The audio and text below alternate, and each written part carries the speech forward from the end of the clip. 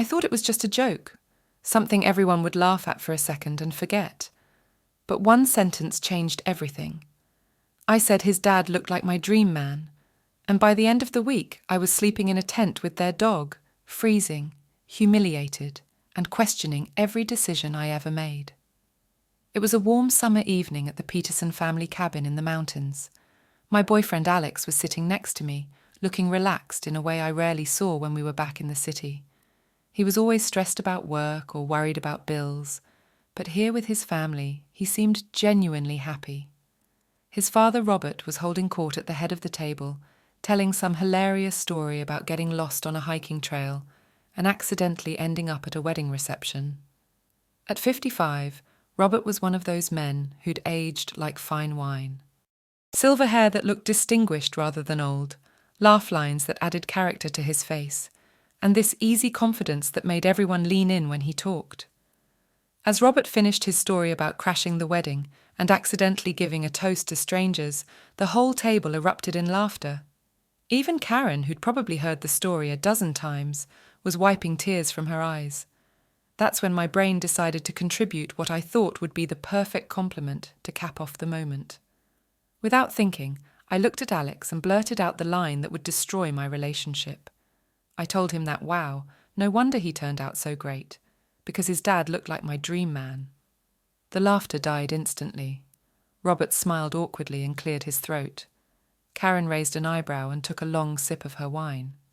Alex's younger sister Emma looked between us with wide eyes, clearly sensing the tension. And Alex froze completely, his fork halfway to his mouth, gripping it so tightly I could see his knuckles turning white. I immediately realized I'd crossed a line, so I tried to laugh it off. I told everyone to relax, that I was obviously kidding around, but the damage was already done. The comfortable family atmosphere had shifted to something cold and uncomfortable. Alex forced a smile and made some joke about his dad stealing all the ladies, but his eyes were telling a completely different story. For the rest of dinner he was polite but distant, and I could feel the weight of his silence every time I tried to catch his eye. I'm Zoe, I'm 28, and I've always had a big mouth. Sarcasm is like breathing for me. Most people appreciate my sense of humour, but sometimes I forget that not every thought needs to be shared out loud. Alex and I had been together for 2 years, living together for 1.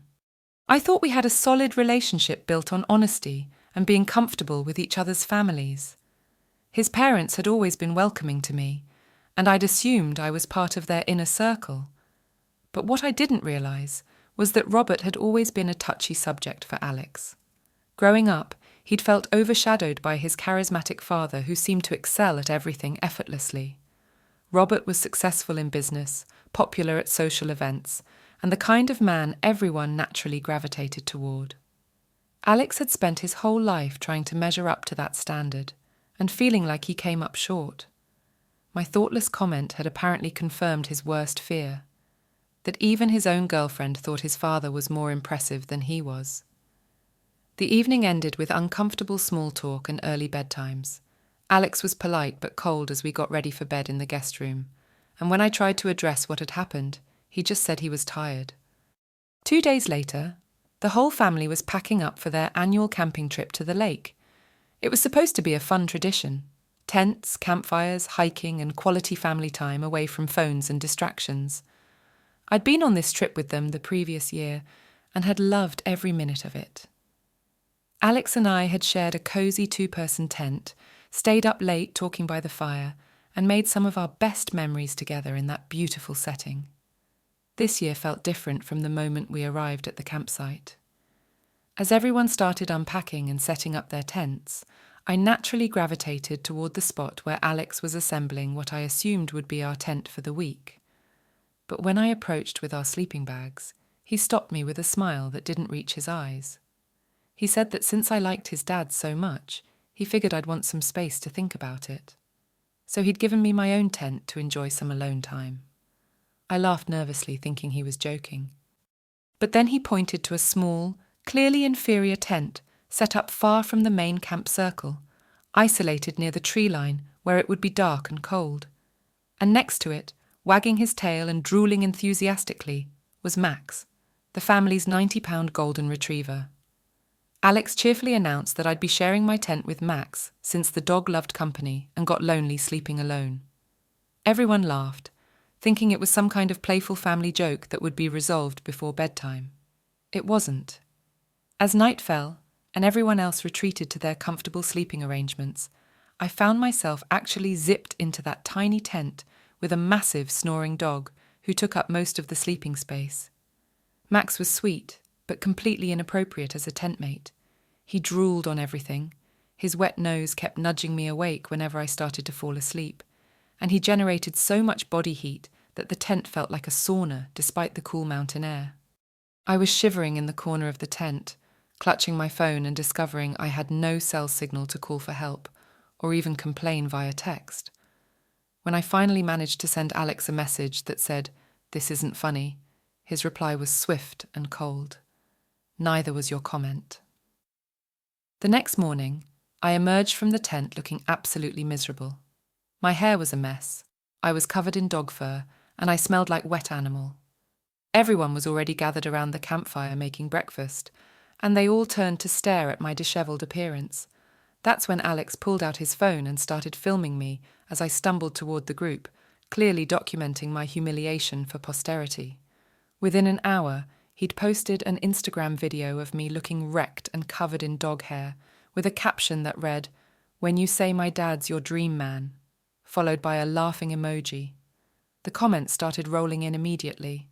Friends and co-workers who recognized me were making jokes about my rough night and asking if I'd found my type in hairy and loyal companions.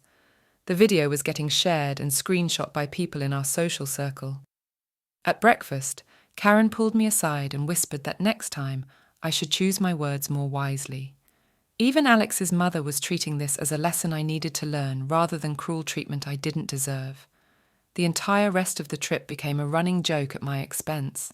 Every meal, every activity, every conversation somehow circled back to my comment about Robert and my night with the dog. I was the entertainment, the cautionary tale, the punchline everyone could bond over. On the last day of camping, I finally tried to have a serious conversation with Alex about what had happened.